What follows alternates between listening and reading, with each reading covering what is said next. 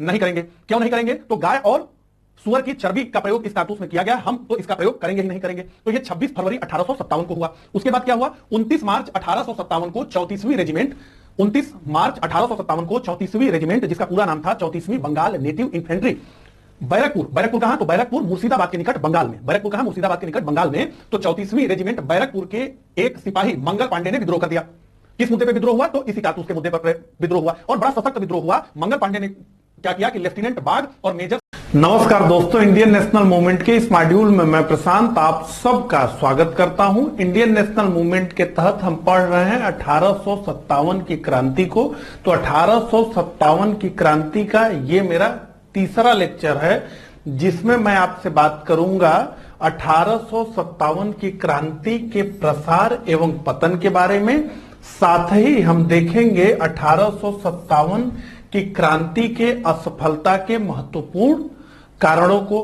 तो इस लेक्चर की मैं शुरुआत करूं उससे पहले 1857 की क्रांति के दूसरे लेक्चर में हमने क्या पढ़ा उसे हम एक बार रिवाइज करना चाहेंगे।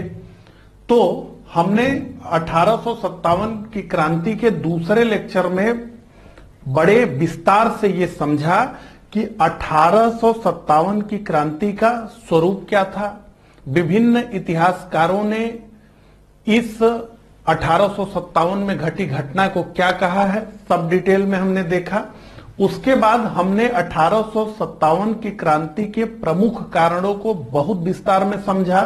तो राजनीतिक कारण, आर्थिक कारण, सामाजिक कारण और सैनिक कारण, हमने कहा कि इन सभी कारणों ने बारूद इकट्ठा कर दी। तात्कालिक जो कारण था उसने उस बारूद में चिंगारी का काम कर दिया और आग ने जोर पकड़ लिया। तो क्या हुआ था? तो 1856 में ब्रिटिश सरकार ने जो पुरानी लोहे की बंदूक थी जिसका नाम था ब्राउन बेस, उसकी जगह न्यू इनफील्ड राइफल का प्रयोग शुरू किया। और इस न्यू इनफील्ड राइफल में जो कारतूस का प्रयोग होता था, कार्टेज का प्रयोग होता था, उसके ऊपरी भाग को मुंह से काटना पड़ता था। ये देखिए कैसे काटा जा रहा है, ये कार्टेज है, कारतूस है, और कैसे जो है इसे मुंह से काटा जा रहा है। तो अफवाह ये फैली कि जो मुंह से काटा जा रहा है हिस्सा, उसमें गाय और सूअर के चर्बी का इस्तेमाल किया गया है। तो मुसलमानों के लिए सूअर एक घृणित वस्तु और हिंदुओं के लिए गाय एक पूजनीय वस्तु, और उसके मांस को मुंह से टच करना, तो ये तो बहुत बड़ी बात हो गई। और जैसे ही ये खबर हुई कि नहीं, इस प्रकार से जो है किया जा रहा है, हमारे साथ गाय और चर्बी के मांस को मुंह से छूना पड़ रहा है या काटना पड़ रहा है।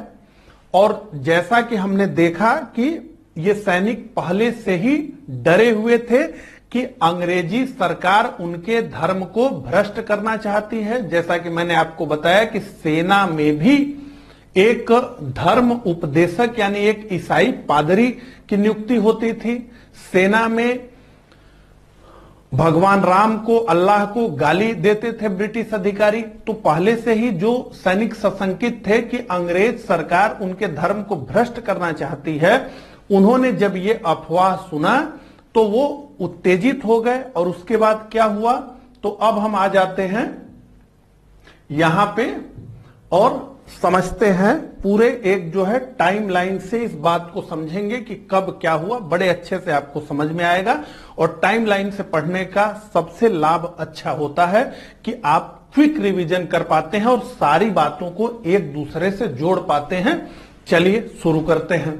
तो 26 फरवरी 1857 को बहरामपुर के सैनिकों का कारतूस प्रयोग से इनकार। उन्होंने कहा कि भैया हमको अपना धर्म भ्रष्ट नहीं करना है, हम कारतूस का प्रयोग नहीं करेंगे। क्यों नहीं करेंगे? तो गाय और सुअर की चर्बी का प्रयोग इस कारतूस में किया गया, हम तो इसका प्रयोग करेंगे ही नहीं करेंगे। तो ये 26 फरवरी 1857 को हुआ। उसके बाद क्या हुआ?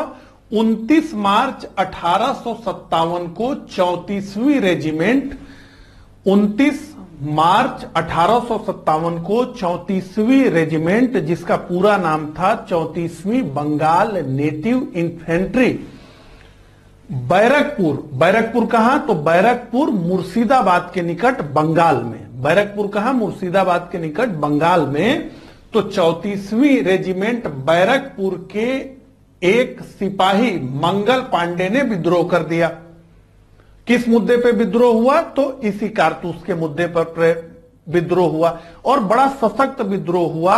मंगल पांडे ने क्या किया कि लेफ्टिनेंट बाग और मेजर सार्जेंट ह्यूसन की हत्या कर दी। तो इनको गोली से मंगल पांडे ने मार दिया।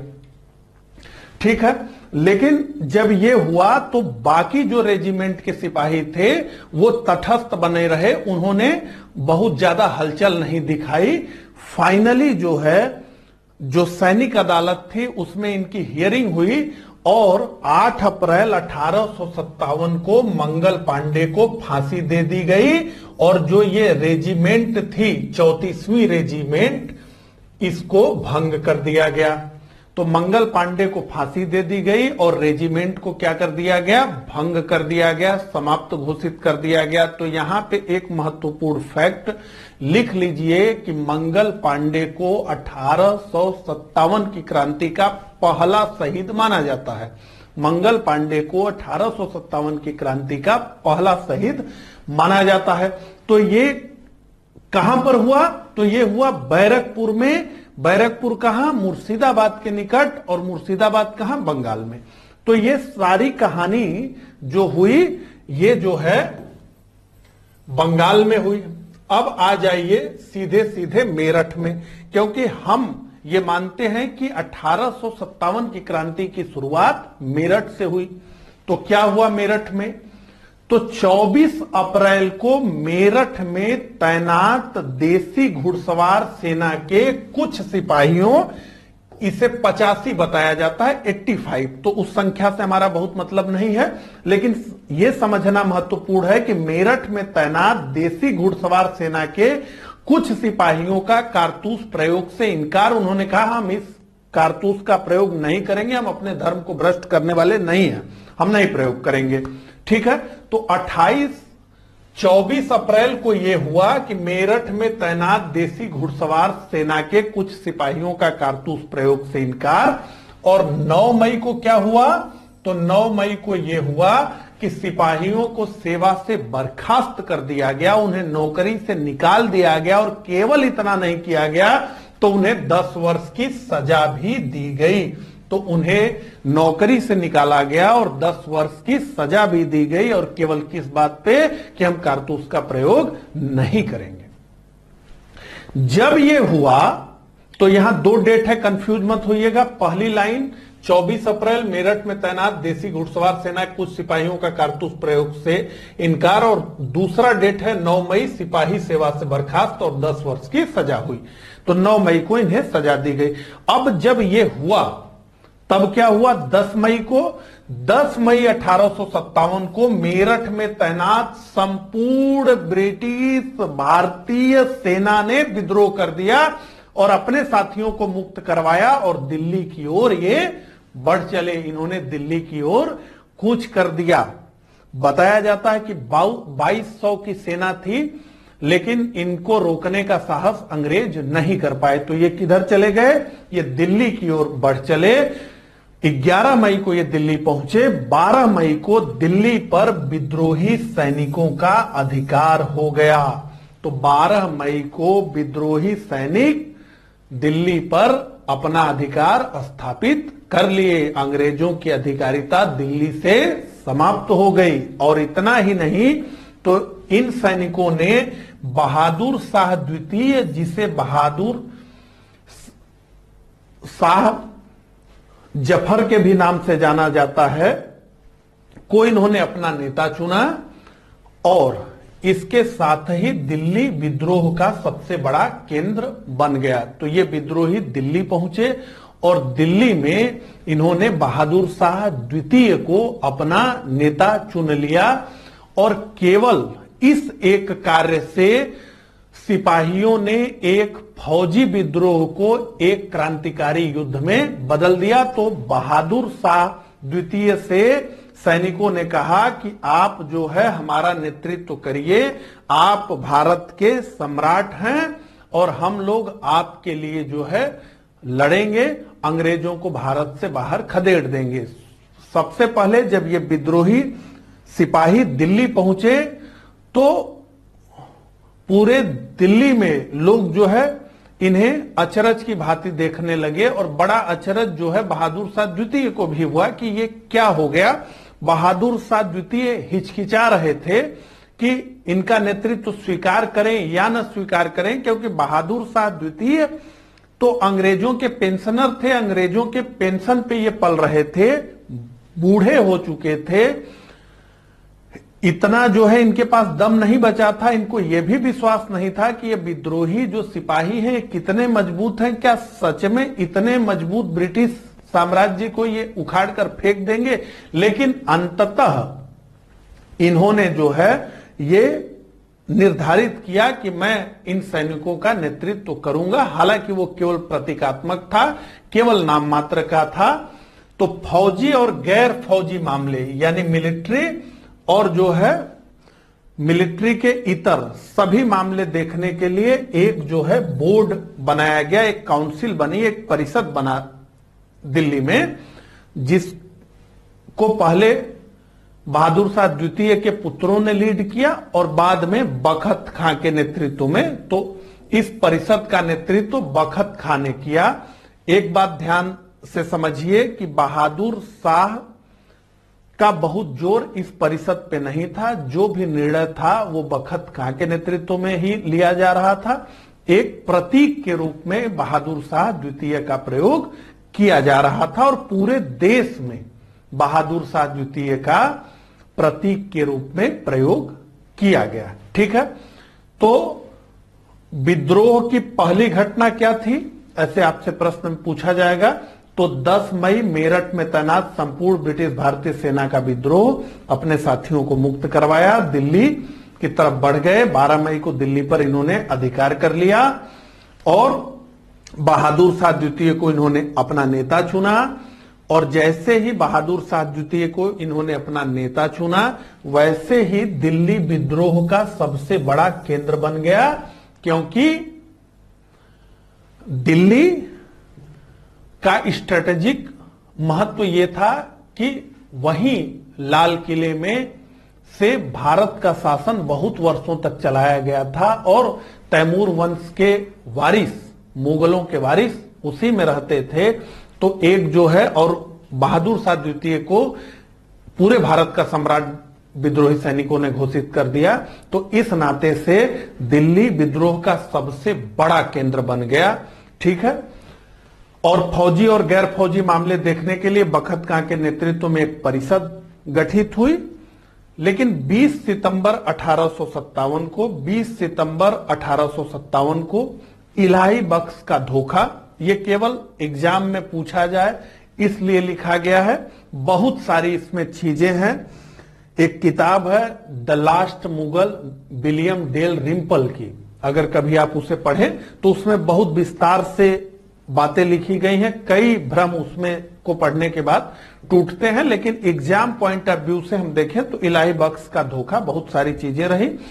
दिल्ली पर अंग्रेजों का अधिकार हो गया। युद्ध में जॉन निकलसन मारा गया। ये पूछा जाएगा कि जॉन निकलसन कैसे मारा गया आदि। तो जॉन निकलसन मारा गया। हडसन द्वारा बहादुर शाह को गिरफ्तार कर लिया गया। तो बहादुर शाह हुमायूं के मकबरे में जाकर के छिप गए थे। वहां से हडसन ने बहादुर शाह को निकाला और बहादुर शाह के 2 पुत्रों को और 1 पोते को हडसन ने वही गोली मरवाई और बहादुर शाह को छोड़ दिया गया कि इनको गोली नहीं मारी गई, इन पर मुकदमा चला और बाद में इनको भारत से दूर रंगून में निर्वासित कर दिया गया, जहां 1862 में इनकी मृत्यु हो गई। ठीक है, और जैसे ही पूर्ण रूपेण अंग्रेजों का अधिकार हुआ दिल्ली पे, उन्होंने अत्याचार की झड़ी लगा दी। तो बहुत लोगों का कत्लेआम किया गया, दिल्ली के नागरिकों पर बहुत अत्याचार किया गया और बहुत फेमस कवि जिनका नाम आपने बहुत बार सुना होगा, मिर्जा गालिब। तो मिर्जा गालिब इस विद्रोह के दौरान दिल्ली में ही थे और उन्होंने लिखा है कि यहां मेरे सामने रक्त का एक विशाल सागर है, यहां मेरे सामने रक्त का एक विशाल सागर है, केवल खुदा जानता है कि मुझे और क्या देखना बदा है, यानी मुझे और क्या क्या देखना लिखा है। तो यहां मेरे सामने रक्त का एक विशाल सागर है।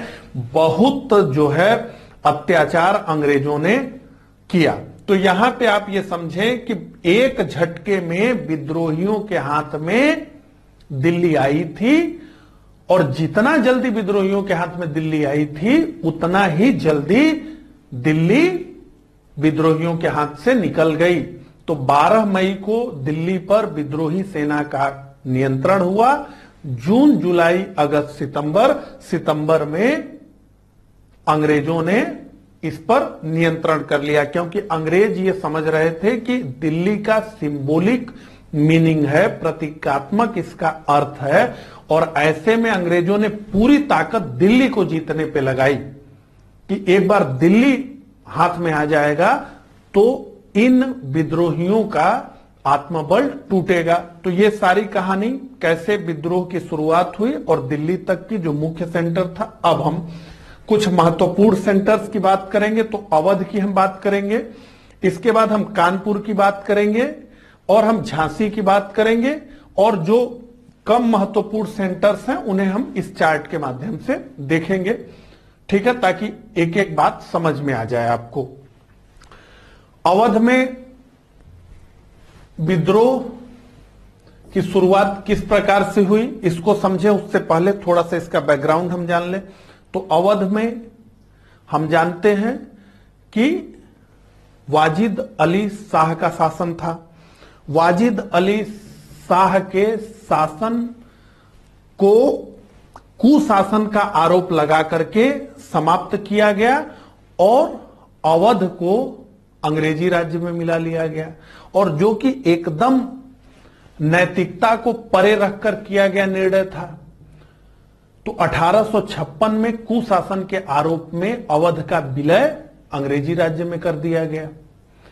तो उन्हीं वाजिद अली शाह की एक प्रकार से पत्नी आप माने इनको, ये पत्नी नहीं थी, पत्नी से थोड़ा नीचे का इनका दर्जा था, लेकिन ठीक है पत्नी ही मानिए। तो इनके नेतृत्व में, जिनका नाम था बेगम हजरत महल और जिन्हें एक और नाम से जाना जाता था महक परी, तो इनके नेतृत्व में यहां पर अवध में विद्रोह हुआ। तो आइए एक बार देखें। तो 30 मई को क्या हुआ? 30 मई को लखनऊ के सिपाहियों का विद्रोह हो गया। 30 मई को लखनऊ के सिपाहियों ने विद्रोह कर दिया। अपने मेरठ के साथियों का अनुसरण किया इन्होंने, जिन्होंने 10 मई को ही कर दिया था। अब जो है 20 दिन के बाद लखनऊ के सिपाहियों ने विद्रोह कर दिया। ये सिपाही कौन है? तो ये ब्रिटिश भारतीय सेना के सिपाही हैं। इन्होंने विद्रोह कर दिया। जब लखनऊ के सिपाहियों ने विद्रोह कर दिया, ठीक उसी के बाद 4 जून को बिरजिस कादिर को नवाब घोषित करके बेगम हजरत महल ने मोर्चा खोल दिया। तो बिरजिस कादिर बेगम हजरत महल के पुत्र, अल्पवयस्क, उनको नवाब घोषित करके अवध का बेगम हजरत महल ने मोर्चा खोल दिया और ये नेतृत्वकर्ता बन गई क्रांतिकारियों की। ठीक है, तो बिरजिस कादिर को नवाब घोषित करके बेगम हजरत महल ने मोर्चा खोला। आपसे पूछा जाएगा कि अवध में इस विद्रोह का नेतृत्व किसने किया, तो आप बताएंगे बेगम हजरत महल। किसे नवाब घोषित किया गया? तो बिरजिस कादिर को। कब हुआ ये? तो 4 जून 1857 को।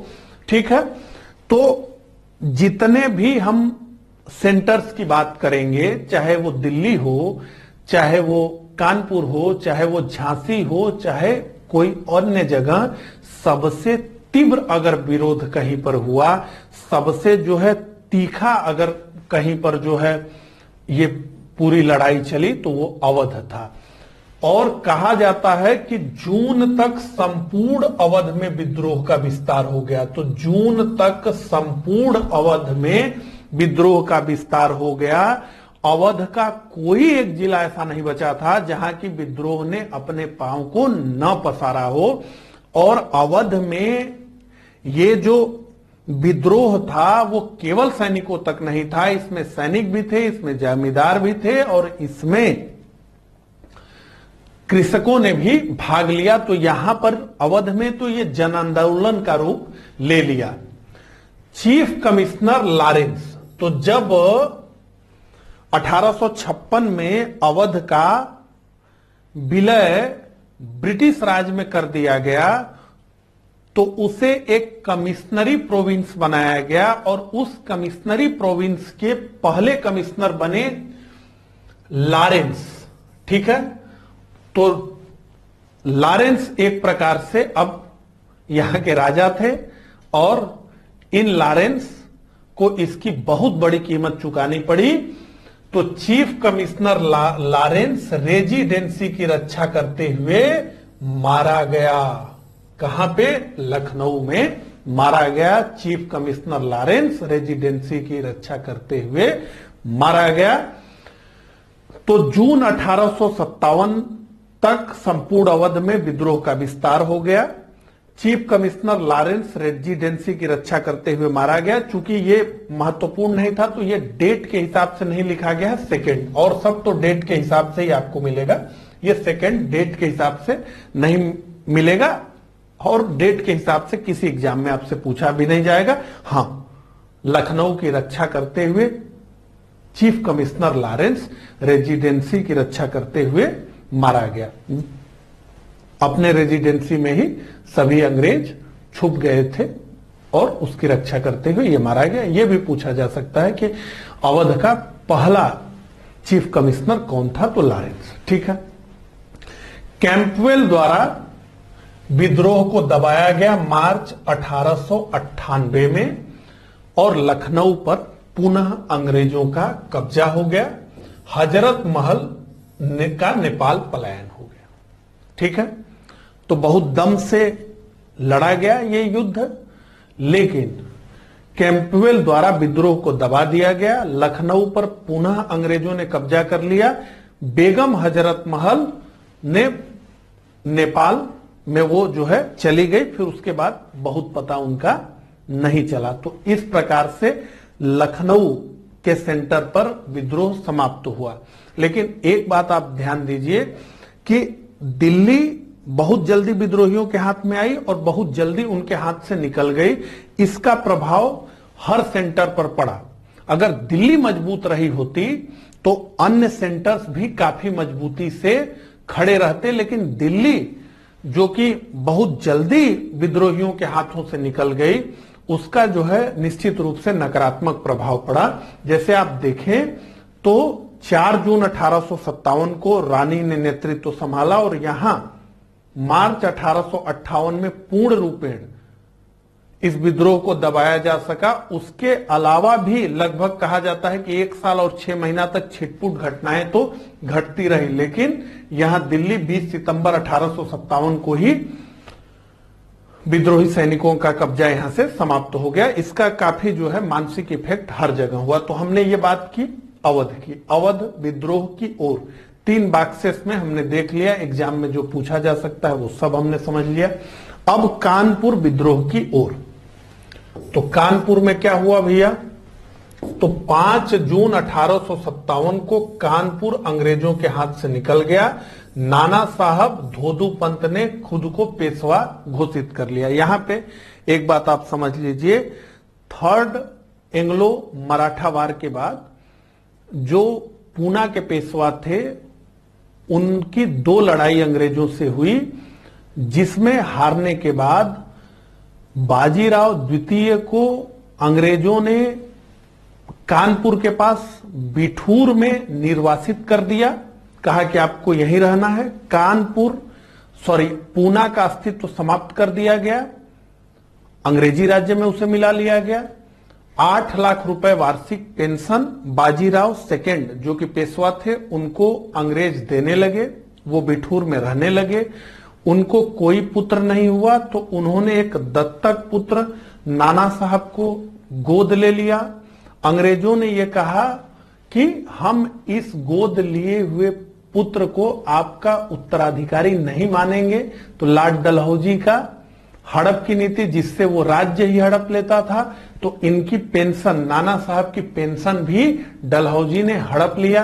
कहा कि नहीं नहीं, आप गोद लिए हुए पुत्र हैं तो उत्तराधिकार के अधिकार आपको तो मिलेंगे ही नहीं, तो हम आपको पेंशन क्यों दे, ब्रिटिश राज आपको पेंशन क्यों दे, आप उनके जो है रक्त तो नहीं है, आप तो गोद लिए हुए हैं, ठीक है। तो इनकी पेंशन बंद कर दी गई। इन्होंने बहुत प्रयास किया कि उस पेंशन को शुरू करवाया जाए। इनके एक सलाहकार की भांति थे अजीमुल्ला खां, उनको इन्होंने लंदन भी भेजा कि जाकर के वहां जो है बात करिए, आपसे पूछा जाएगा कि नाना साहब के सलाहकार कौन थे, तो अजीमुल्ला खां आप बताएंगे, ठीक है। नाना साहब का वास्तविक नाम क्या था, तो इनका वास्तविक नाम था धोदू पंत, ठीक है। तो कानपुर, इनकी पेंशन बंद कर दी गई थी, तो कानपुर अंग्रेजों के हाथ से निकला। नाना साहब धोदू पंत ने पेशवा खुद को घोषित कर लिया, ठीक है, कि हम पेशवा हैं।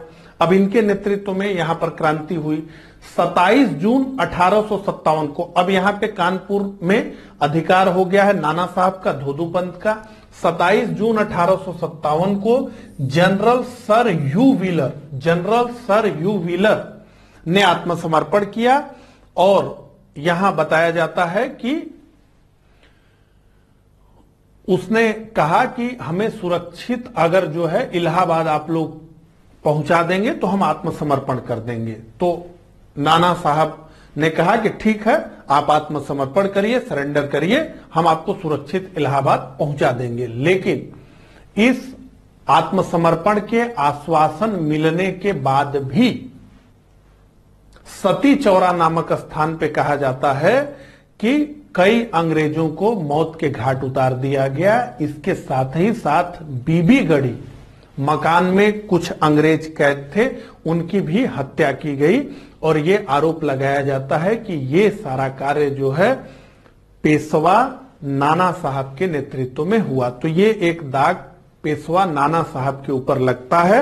हालांकि एक अंग्रेज महिला जिसका नाम था हाटे स्टेट और जिसके दामाद ब्रिटिश सेना में एक बड़े अधिकारी थे और जो कि सती चौरा में जो हत्याकांड हुआ था उसमें उनका भी हत्या हुई थी, उनको भी मारा गया था।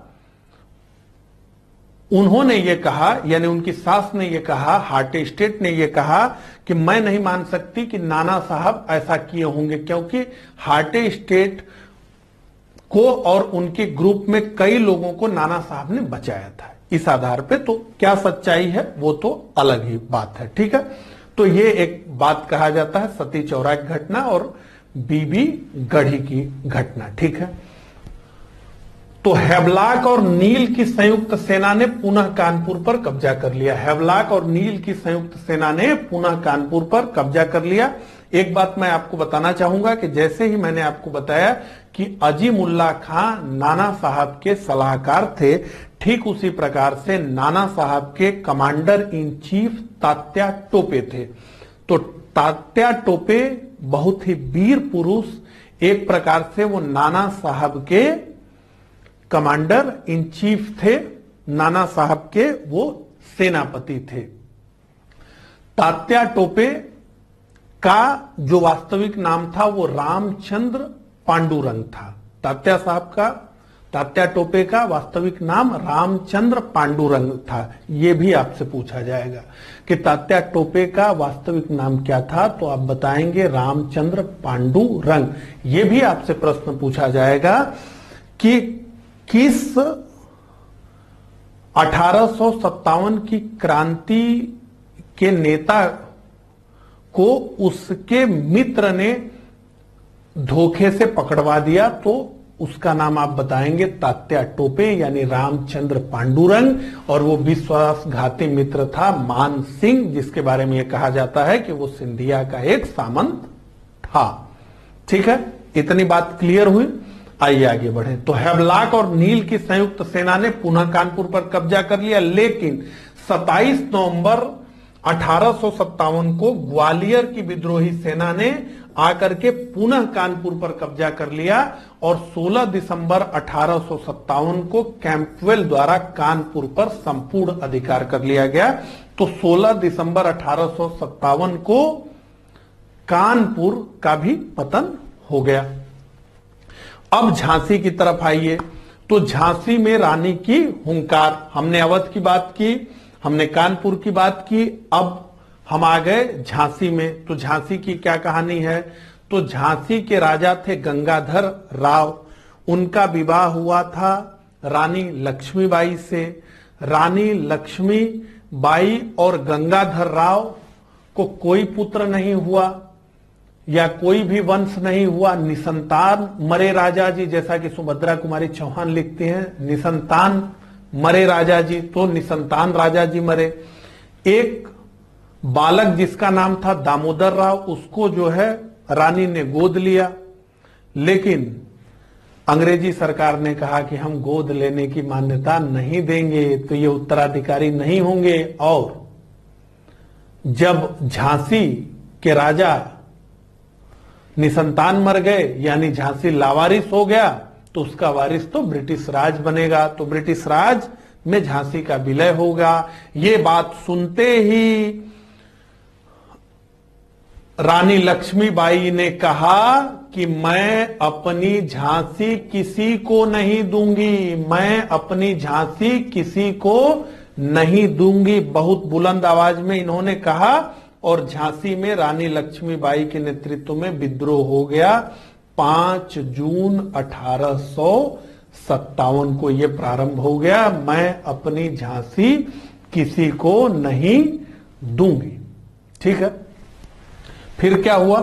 23 मार्च 1858 इन सब विद्रोहों से निपटने के बाद अंग्रेजों ने ध्यान लगाया झांसी पे। तो ह्यूरोज द्वारा झांसी का घेरा और रानी द्वारा अदम्य साहस का प्रदर्शन। तो रानी बहुत वीरता पूर्वक जो है लड़ी और ह्यूरोज जो कि रानी का पीछा कर रहा था, उनसे युद्ध लड़ रहा था, ह्यूरोज ने कहा, जहां पर इनकी मौत हुई थी वहां खड़ा होकर के, कि इन विद्रोहियों में ये महिला अकेली मर्द थी।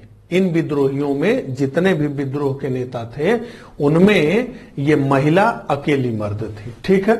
तो ह्यूरोज द्वारा झांसी का घेरा, रानी द्वारा अदम्य साहस का प्रदर्शन, लेकिन कुछ गद्दारों के कारण अंग्रेजी सेना किले में घुसी। एक बात ये समझ लीजिए यहां कि अंग्रेजों की सेना बहुत मजबूत थी, अत्याधुनिक संसाधन अंग्रेजों के पास थे।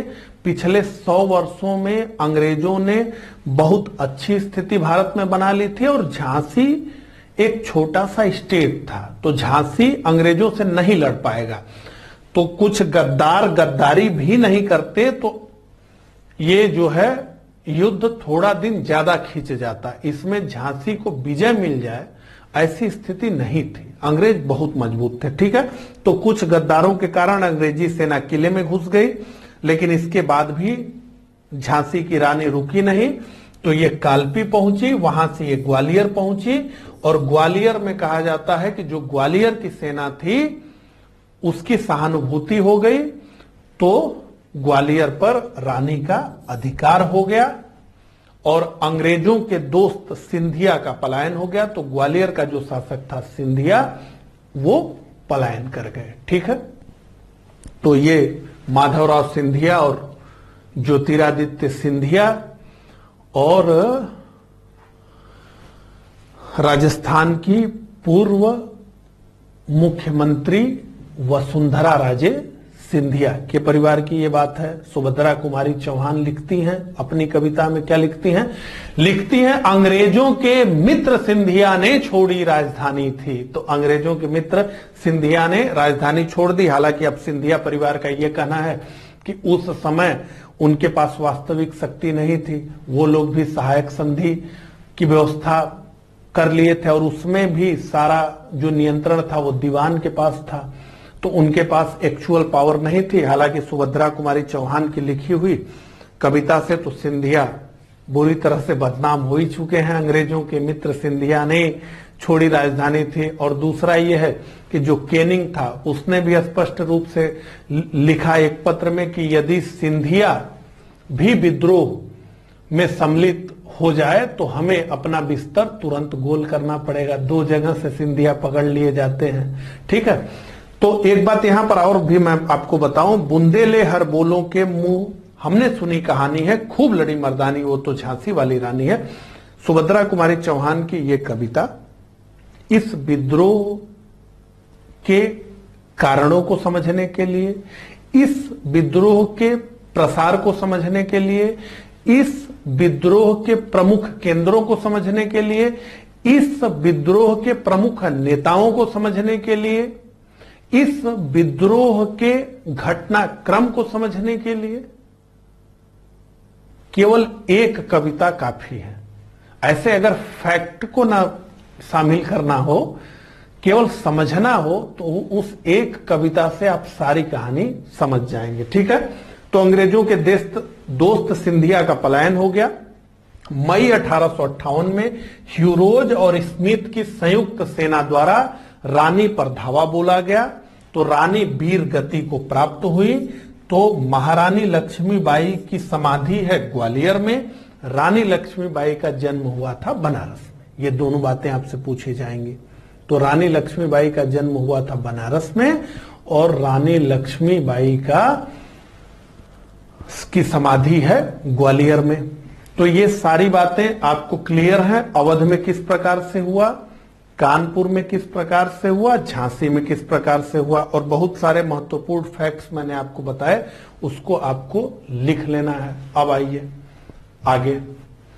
तो केंद्र, विद्रोह की तिथि, क्रांतिकारी और उन्मूलनकर्ता, ये 4 बातें चार्ट बताता है।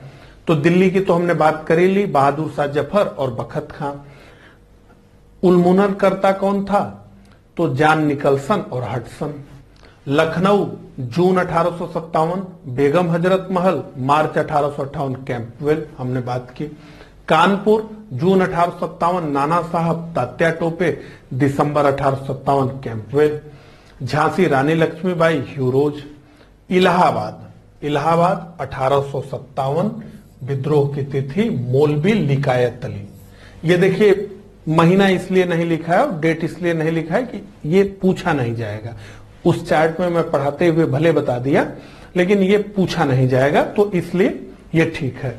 तो मौलवी लिकायत अली, कर्नल नील ने यहाँ के विद्रोह को दबाया। जगदीशपुर की हम बात करना चाहेंगे, बाबू कुंवर सिंह की। तो जगदीशपुर एक रियासत थी जो कि बिहार के शाहाबाद जिले में स्थित थी। यहां के थे बाबू कुंवर सिंह। कहा जाता है कि इनकी उम्र 80 वर्ष थी, कहीं यह बताया जाता है कि इनकी उम्र 70 वर्ष थी, लेकिन 80 वर्ष ही माना जाता है। 80 वर्ष की उम्र में इन्होंने अंग्रेजों के विरुद्ध तलवार उठा ली। बूढ़े भारत में भी आई फिर से नई जवानी थी, चमक उठी सन 57 में, वो तलवार पुरानी थी, तो बाबू कुंवर सिंह ने तलवार उठा ली। और बाबू कुंवर सिंह, जिन्हें बिहार के शेर के नाम से जाना जाता है, ये इन सभी क्रांतिकारियों में अकेले ऐसे व्यक्ति रहे जिन्होंने अंग्रेजों को कई बार हराया। एक बार इनके हाथ में गोली लग गई, इन्होंने तलवार से उस हाथ को काट दिया और मां गंगा को समर्पित कर दिया, गंगा में उसे फेंक दिया कि मां गंगा को मेरा हाथ समर्पित। तो ये अकेले क्रांतिकारी रहे जिन्होंने कई बार अंग्रेजों सेना को हराया और अंत में अंततः अपनी मौत मरे। तो अंग्रेजों की गोलियों से ये नहीं मरे। हालांकि झांसी की रानी लक्ष्मीबाई को चोट बहुत लगी थी, लेकिन अंततः जो है वो भी अपनी ही मौत मरी। उन्होंने भी कहा कि हमारा शरीर जो है अंग्रेज न छू पाए, ऐसी चीज होनी चाहिए। तो बाबू कुंवर सिंह, तो यहां विलियम टेलर और बिसेंट आयर, ठीक है। बरेली में खान खां ने नेतृत्व किया, कैंपबेल ने दबाया। फैजाबाद में मौलवी अहमद उल्ला मद्रास के निवासी थे और इन्होंने अंग्रेजों के विरुद्ध फतवा जारी किया और इस क्रांति को जिहाद के रूप में परिभाषित किया, जिहाद के रूप में लोगों को एकत्रित होने के लिए कहा। तो ये आपसे पूछा जाएगा, मौलवी अहमदुल्लाह किसने 1857 की क्रांति में फतवा जारी किया और जिहाद से इसे जोड़ा, तो ये नाम आपको बताना है। असम में ये भी प्रश्न बहुत बार पूछा जाता है, तो कंदपरेश्वर सिंह और मनीराम दत्ता इनके दीवान। उड़ीसा, ये संभलपुर रियासत है, यहां सुरेंद्र शाही और उज्जवल शाही। तो उड़ीसा संभलपुर रियासत, सुरेंद्र शाही और उज्जवल शाही। कुल्लू, तो पहाड़ी जगह जहां जो पर्यटन स्थल है, तो राजा प्रताप सिंह और वीर सिंह। गोरखपुर, अब चूंकि चीफ मिनिस्टर यहीं से आ रहे हैं तो ध्यान रखिए कि गोरखपुर में गजाधर सिंह थे, ठीक है। मथुरा में देवी सिंह और कदम सिंह, और राजस्थान यानी कोटा तो जयदयाल सिंह और हरदयाल सिंह। तो केंद्र विद्रोह की तिथि क्रांतिकारी उन्मूलनकर्ता, इसे याद आपको करना होगा। तो ये सारी बातें हमने ठीक प्रकार से समझ ली। अब कुछ महत्वपूर्ण तथ्यों को और हम देख लें। तो 1857 की क्रांति के समय कौन क्या था, यह समझना बहुत जरूरी है। तो 1857 की क्रांति के समय इंग्लैंड का प्रधानमंत्री पामरस्टन था, ठीक है, यह भी पूछा जा चुका है।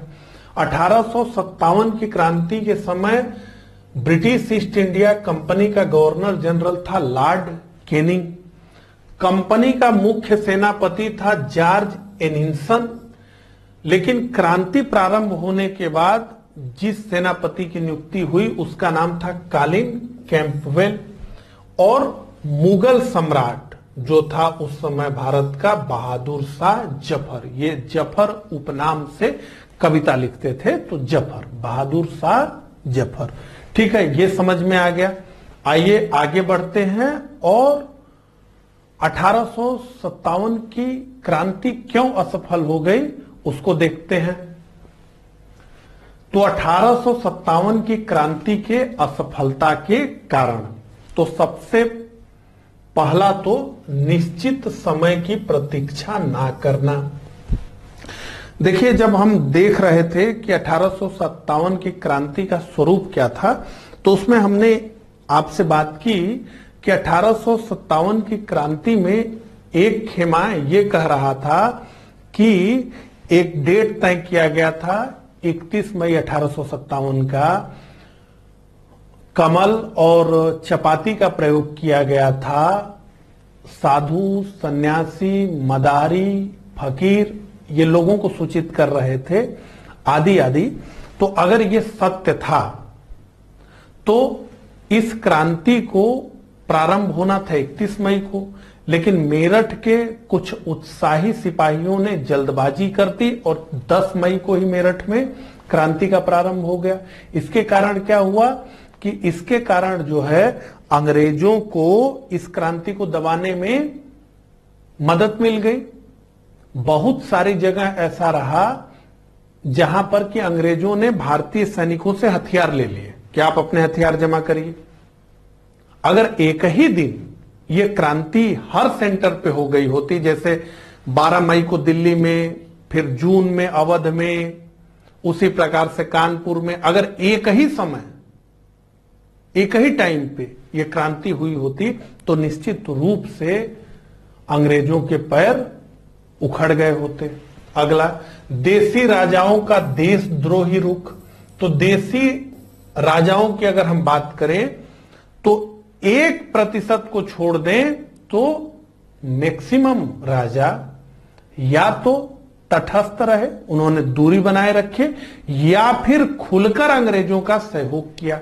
यहां पर एक बात याद रखिएगा कि ये वही राजा हैं जो सहायक संधि के बोझ से दबे हुए हैं, सब्सिडरी अलायंस के बोझ से दबे हुए हैं, ठीक है।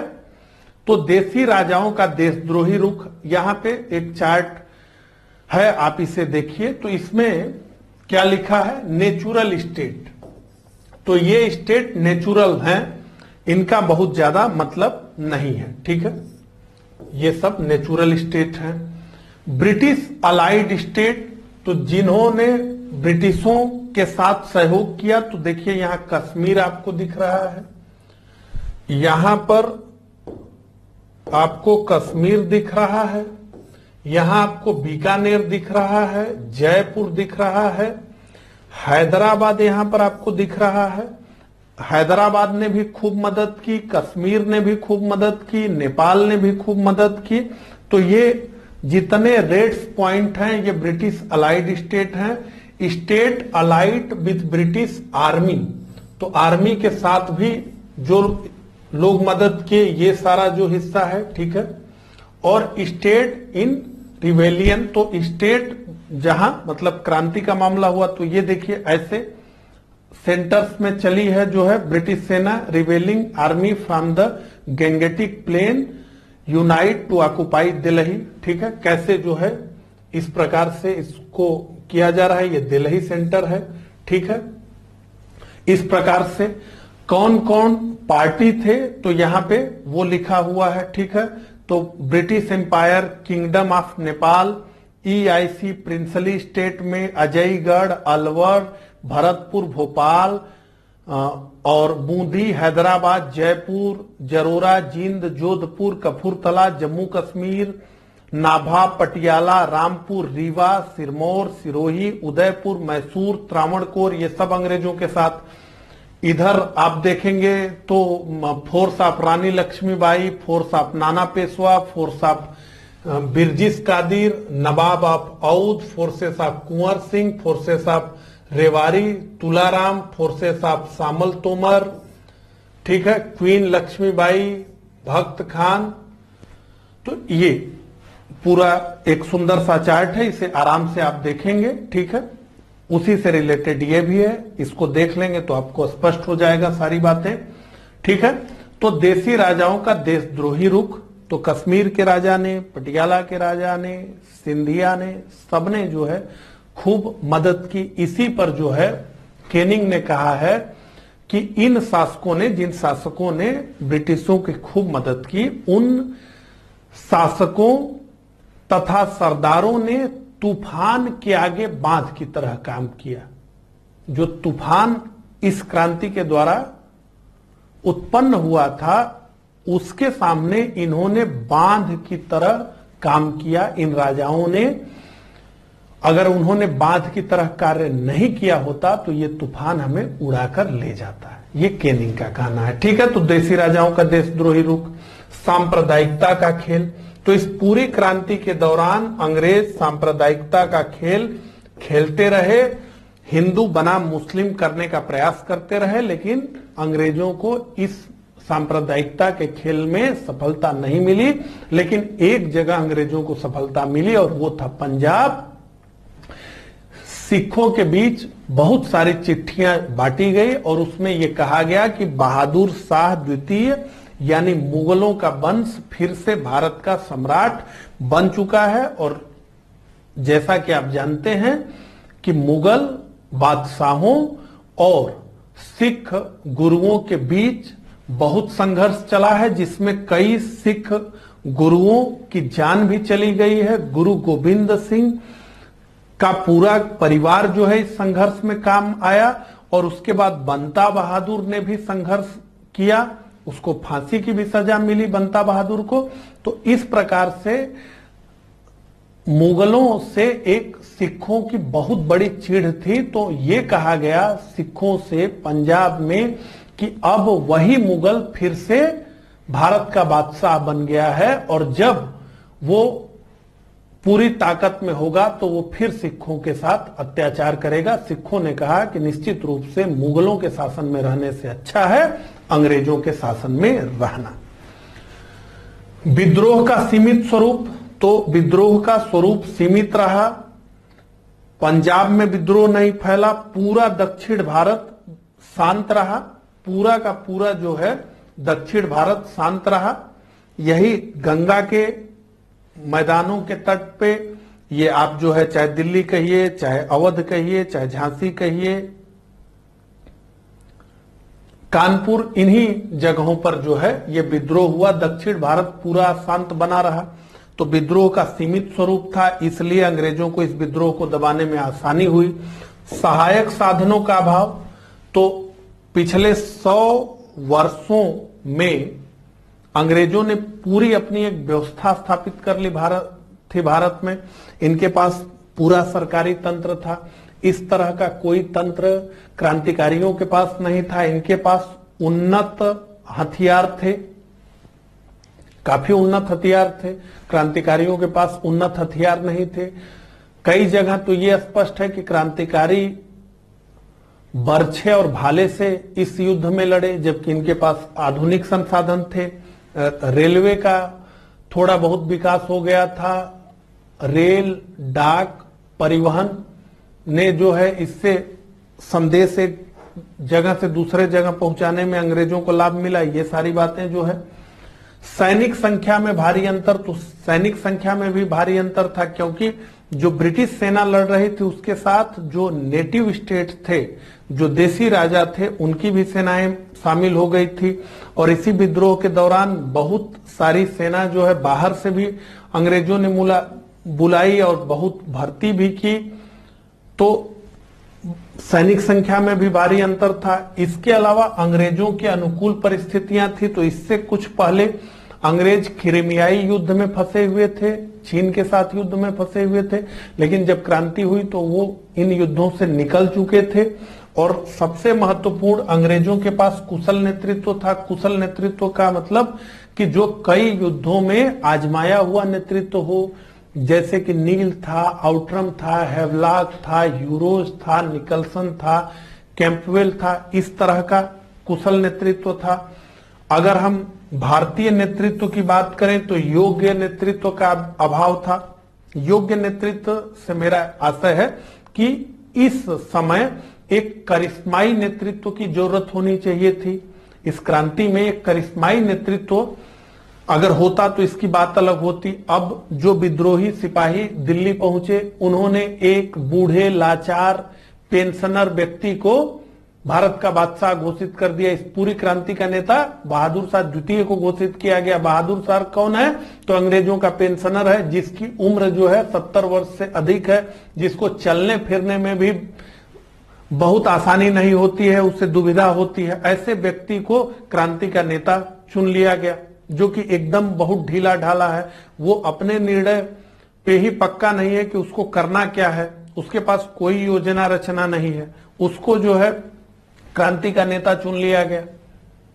और इतनी बड़ी क्रांति के लिए एक करिश्माई लीडरशिप की जरूरत थी, वो नहीं थी। और योग्य नेतृत्व का अभाव मैं इस अर्थों में कह रहा हूं। ऐसे तो कहा जा सकता है कि झांसी की रानी योग्य थी, तात्या टोपे योग्य थे, नाना साहब योग्य थे, लेकिन मैं यहां पे ये बताना चाहता हूं योग्यता का मतलब कि जो कई युद्धों में तपा तपाया नेतृत्व हो। नाना साहब के लिए भी ये युद्ध का पहला अनुभव था, रानी लक्ष्मीबाई के लिए भी पहला अनुभव था, बेगम हजरत महल के लिए भी पहला अनुभव था। तो ये लोग बहुत अधिक युद्धों में इनके पास अनुभव नहीं था, ठीक है, ये बात। जन समर्थन का अभाव, देखिए यहां भाव हो गया है अभाव, तो जन समर्थन का अभाव हो गया। तो अवध को अगर छोड़ दिया जाए तो कहीं भी इस क्रांति से कृषक मजदूर वर्ग नहीं जुड़ा। ये सिपाहियों जमींदारों का ही विद्रोह बनकर के रह गया और नवाब और राजाओं का। जन सामान्य इससे नहीं जुड़ा, शिक्षित भारतीय इससे दूर ही रहा। और तो और कहा जाता है कि बंबई और कलकत्ता में शिक्षित वर्ग और व्यापारियों ने प्रार्थनाएं की कि अंग्रेजों का राज समाप्त न हो। तो जन समर्थन का भी इनके साथ अभाव था। तो 1857 की क्रांति की असफलता के प्रमुख कारणों को हमने समझ लिया। अब हम आगे बढ़ेंगे और हम समझेंगे कि 1857 की क्रांति का क्या महत्व रहा। तो पहला, यह सीख कि सफल क्रांति के लिए सभी वर्गों का सहयोग चाहिए। तो पहले तो ये समझ में आ गया कि कुछ लोग अगर क्रांति की राह पर बढ़ेंगे तो क्रांति सफल नहीं होगी। इसमें समाज के सभी वर्गों का समर्थन चाहिए। तो कृषकों का भी समर्थन चाहिए, इसमें सेना का भी समर्थन चाहिए, इसमें समाज के हर वर्ग का समर्थन चाहिए और राष्ट्रीय भावना का होना आवश्यक है। तो एक तो ये कि सभी वर्गों का सहयोग और समर्थन चाहिए और दूसरा ये कि राष्ट्रीय भावना का होना आवश्यक है। कोई तो एक समान चीज होनी चाहिए जिसपे सभी हित सध सके। अब इस समय अगर भारत पर आक्रमण होता है तो महाराष्ट्र का व्यक्ति, उत्तर प्रदेश का व्यक्ति, बिहार का व्यक्ति, मद्रास का व्यक्ति, पंजाब का व्यक्ति, ये सब जब लड़ेंगे एक साथ तो उन्हें ये समझ में आएगा कि हम भारत की रक्षा के लिए लड़ रहे हैं, हम अपने देश की रक्षा के लिए लड़ रहे हैं। उस समय तो इस तरह का कोई भाव ही नहीं था। अवध के सिपाहियों को तब अंग्रेजों की कूटनीति समझ में आई जबकि उनके अपने राज्य अवध का विलय हो गया। उससे पहले तो वो अंग्रेजों की बंदूकें लेकर के भारत भर में घूम रहे थे और मराठों से युद्ध कर रहे थे, तो रणजीत सिंह की सिख सेनाओं से युद्ध कर रहे थे, तो हैदर अली के खिलाफ युद्ध कर रहे थे। लेकिन तो कहने का मतलब है कि एक राष्ट्रीय भावना तो होनी ही चाहिए जिससे कि एक समान हित मिल सके, सबको एक मोटिव मिल सके। ऐसा कोई मोटिव था ही नहीं। राष्ट्रीय भावना का विकास, तो इससे राष्ट्रीय भावना का भी विकास हुआ। एक सेंटर से दूसरे सेंटर पर सैनिक गए, ठीक है, और एक राष्ट्रीयता की भावना इससे जो है बढ़ी।